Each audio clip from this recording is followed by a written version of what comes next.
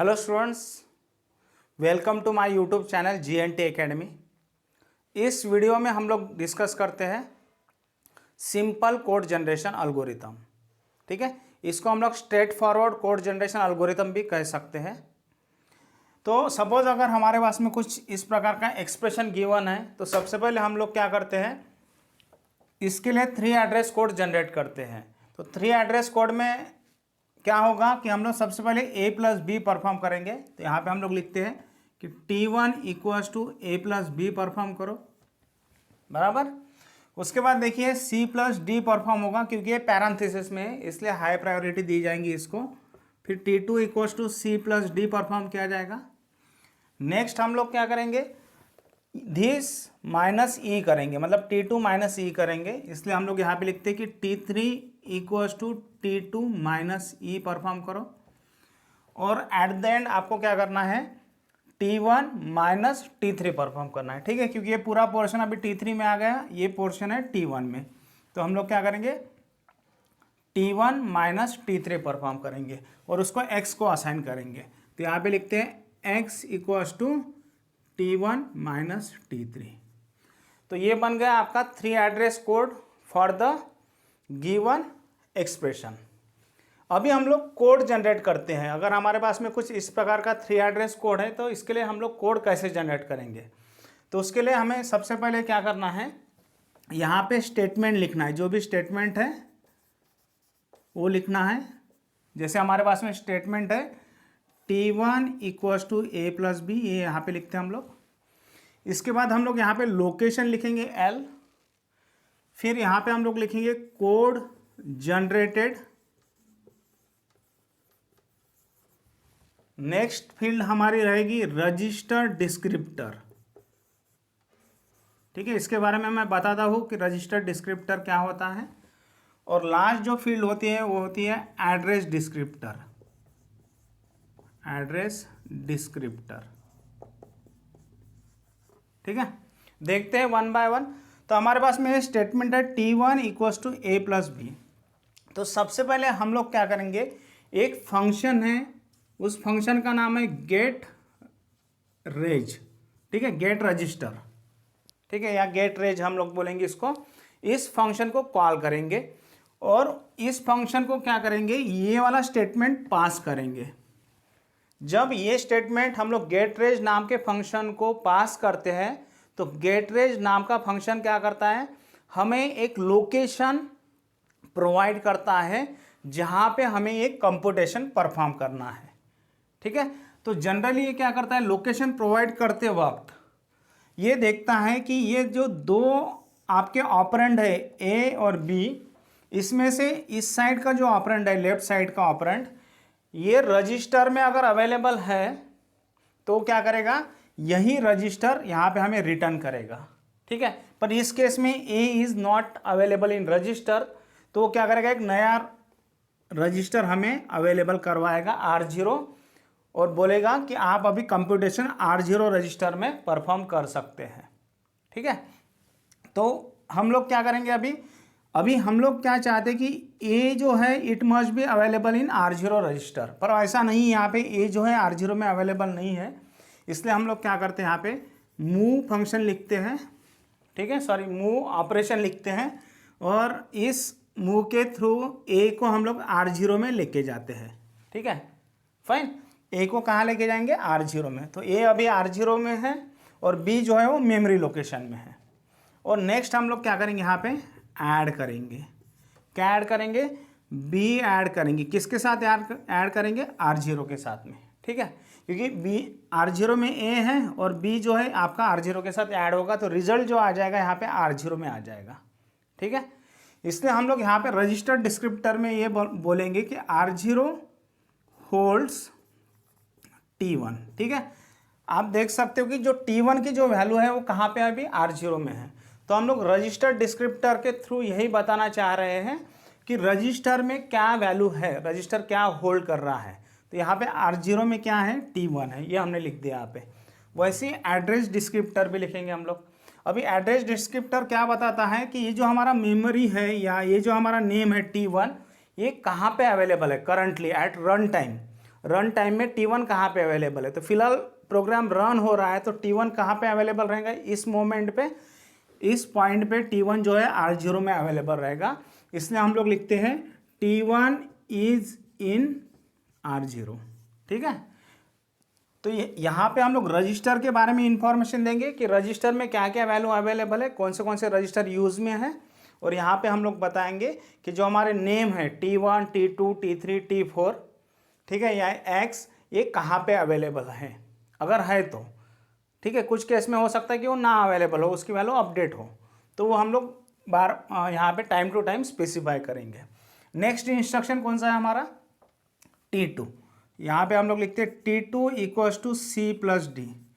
फिर से इसके लिए ये जो स्टेटमेंट है, ये स्टेटमेंट हम लोग गेटरेज नाम के फंक्शन को पास करेंगे। गेटरेज फंक्शन क्या करेगा, देखेगा कि C जो है वो ऑलरेडी कोई रजिस्टर में अवेलेबल है क्या, बट C जो है कोई भी रजिस्टर में अवेलेबल नहीं है। इसलिए गेटरेज क्या करेगा, एक नया रजिस्टर हमें रिटर्न करेगा R1 और कहेगा कि R1 में आप क्या कर सकते हो, ये कंप्यूटेशन परफॉर्म कर सकते हो। ठीक है, तो ये R1 हमारा नया लोकेशन है। तो हम लोग क्या करते हैं, C को R1 में लेके जाते हैं सबसे पहले। उसके लिए हम लोग लिखते हैं मूव ऑपरेशन कि C को R1 में लेके जाओ, और उसके बाद में क्या करो, ऐड करो। किसको ऐड करो, D को R1 के साथ में ऐड करो। ठीक है, तो अभी आपका रिजल्ट कहाँ पे आ जाएगा, R1 में, बराबर है। इसका मतलब कि T2 की जो वैल्यू है वो R1 में अवेलेबल है, या हम लोग बोल सकते हैं कि R1 होल्ड्स T2। ठीक है, R1 में किसकी वैल्यू है, T2 की। और T2 और एड्रेस डिस्क्रिप्टर में हम लोग लिखेंगे कि T2 जो नेम है ये कहाँ पे अवेलेबल है, अभी T2 is in R1, T2 is available in R1। ठीक है, at this point T2 R1 में अवेलेबल है। नेक्स्ट इंस्ट्रक्शन देखिए कौन सा है, ये थर्ड इंस्ट्रक्शन है हमारा, ये फर्स्ट, सेकंड, थर्ड और फोर्थ। नेक्स्ट इंस्ट्रक्शन है हमारा T3 equals to T2 minus E। अभी यहाँ पे देखिए, यहाँ पे ये जो इंस्ट्रक्शन है, ये जो स्टेटमेंट है, ये हम लोग गेटरेज नाम के फंक्शन को पास करेंगे। पास करने के बाद क्या होगा, गेटरेज नाम का फंक्शन देखेगा कि ये जो लेफ्ट ऑपरेंड है, ठीक है, ये कोई रजिस्टर में अवेलेबल है क्या। ठीक है, तो आप देख सकते हो कि T2 जो है एक रजिस्टर में अवेलेबल है। कौन से रजिस्टर में अवेलेबल है, R1। अभी ये कहाँ से पता चलेगा, ये हमें पता चलेगा एड्रेस डिस्क्रिप्टर से। एड्रेस डिस्क्रिप्टर से ये पता चलेगा कि T2 जो है कहाँ पे अवेलेबल है, R1 में। इसका मतलब आपको इस स्टेटमेंट को कंप्यूट करने के लिए नए लोकेशन प्रोवाइड करने की ज़रूरत नहीं है। ऑलरेडी हम लोग क्या कर सकते हैं, यहाँ पे R1 का यूज कर सकते हैं, बराबर। और एक चीज़ है वैसे यहाँ पे कि साथ में हम लोग ये तो देखते हैं कि T2 जो है रजिस्टर में अवेलेबल है क्या, बाद में ये देखते हैं क्योंकि ये R1 की वैल्यू अभी रिप्लेस होने वाली है। तो हमें ये देखना है कि T2 जो है उसका आगे में यूज़ है क्या कहीं पे। ठीक है, आगे के कोई स्टेटमेंट में यूज़ है क्या। तो यहाँ पे देखिए T2 का आगे के स्टेटमेंट में कोई भी यूज़ नहीं है। ठीक है, इसलिए हम लोग क्या करेंगे, R1 रजिस्टर का ही यहाँ पे यूज़ करेंगे।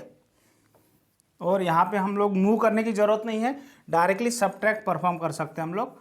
तो सबट्रैक्ट में करेंगे कि E जो है कहाँ से निकाल लो, R1 से। E को R1 से माइनस करो। ठीक है, और आपका जो रिजल्ट है T3 ये अभी R1 में आ जाएगा। तो पहले R1 में T2 था, पर अभी हम लोग इसको अपडेट करते हैं, रजिस्टर डिस्क्रिप्टर को अपडेट करने के बाद कहते हैं कि R1 जो है R1 होल्ड्स T3, बराबर। और साथ में यहाँ पे भी हम लोग लिखेंगे कि T3 इज इन R1। तो हमें टाइम टू टाइम क्या करना है, रजिस्टर डिस्क्रिप्टर को अपडेट करना है, साथ में एड्रेस डिस्क्रिप्टर को भी अपडेट करना है।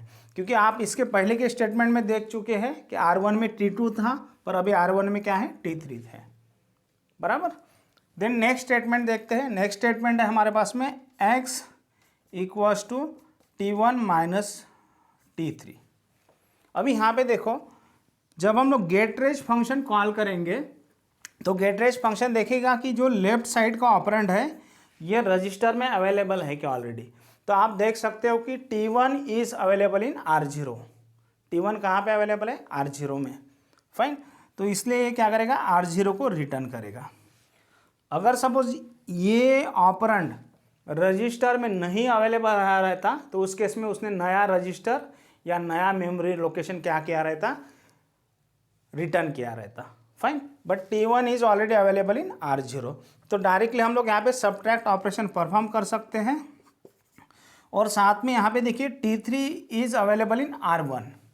फाइन, तो अगर सपोज कोई ऑपरेंड है जो मेमोरी लोकेशन पे भी है एज वेल एज रजिस्टर में भी है, जैसे आप देख सकते हो कि T3 जो है वो मेमोरी लोकेशन पे भी है एज वेल एज रजिस्टर में भी है। ठीक है, R1 में भी अवेलेबल है, T3 में भी अवेलेबल है, तो आप दोनों में से कोई भी यूज़ कर सकते हो। बट हमारा प्रेफरेंस क्या रहेगा इस केस में? रजिस्टर रहेगा। ठीक है, मेमोरी लोकेशन का यूज़ हम लोग अवॉइड करेंगे। अवॉइड इसलिए क्योंकि मेमोरी लोकेशन का यूज़ करते हैं तो एग्जीक्यूशन टाइम बढ़ जाएगा आपका, क्योंकि मेमोरी से डेटा रीड करने के लिए टाइम ज़्यादा लगता है, रजिस्टर से डेटा रीड करने के लिए टाइम कम लगता है। तो हम लोग प्रिफर करेंगे रजिस्टर लोकेशन। ठीक है, तो यहाँ पे हम लोग T3 का रजिस्टर लोकेशन यूज़ करेंगे, और T3 का रजिस्टर लोकेशन क्या है अभी? R1। इसलिए हम लोग लिखते हैं सब्ट्रैक्ट R1 फ्रॉम R0, बराबर। और आपका जो रिजल्ट है अभी वो फाइनली X में हमें स्टोर करना है, इसलिए एट द एंड हम लोग बोलेंगे मूव, और जो रिजल्ट है जो कि R0 में है उसको कहाँ लेके जाओ? X में लेके जाओ। ठीक है, तो फाइनल रिजल्ट आपका आ गया X में। यहाँ पे देखिए, यहाँ पे हमें रजिस्टर डिस्क्रिप्टर की वैल्यू चेंज करनी पड़ेंगी। ऐसा इसलिए क्योंकि R0 में पहले T1 था, पर अभी R0 में क्या आ गया है? X आ गया है, बराबर है। R0 की वैल्यू अपडेट होकर अभी क्या आ गई है? X आ गई। तो हम लोग लिखेंगे R0 होल्ड्स X, बराबर है। R0 में भी क्या है? X है। पहले तो T1 था पर अभी X है। और लिखेंगे हम लोग कि X में अभी X जो है आपका R0 में भी है एज वेल एज कहाँ पे है? मेमोरी लोकेशन पे भी है, क्योंकि हमने क्या किया? R0 की जो भी अपडेटेड वैल्यू थी उसको कहाँ पे मूव करवाया? X में। इसलिए हम लोग एड्रेस डिस्क्रिप्टर में क्या लिखते हैं कि X is in R0 and memory location. ठीक है, कि X जो है वो R0 में भी है, साथ में मेमोरी में भी है। फाइन, इस प्रकार से हम लोग क्या कर सकते हैं? Simple code generation algorithm perform कर सकते हैं for the given expression. Fine, तो रजिस्टर डिस्क्रिप्टर क्या करता है? बताता है कि रजिस्टर में क्या वैल्यू अवेलेबल है। फाइन, और उसको टाइम टू टाइम अपडेट करता है।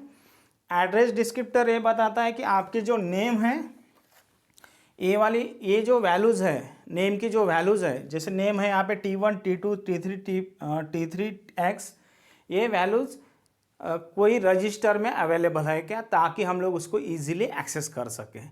ठीक है, अगर वो मेमोरी लोकेशन पे है तो वो भी बताता है, अगर रजिस्टर में है तो वो भी बताता है, जिसके कारण हम लोग क्या कर सकते हैं? उसको ईजिली एक्सेस कर सकते हैं, जिसके कारण हमारा एग्जीक्यूशन टाइम क्या हो जाएगा? कम हो जाएगा। फाइन, इस टाइप से आपको परफॉर्म करना है सिंपल कोड जनरेशन। फाइन, मिलते हैं नेक्स्ट वीडियो में।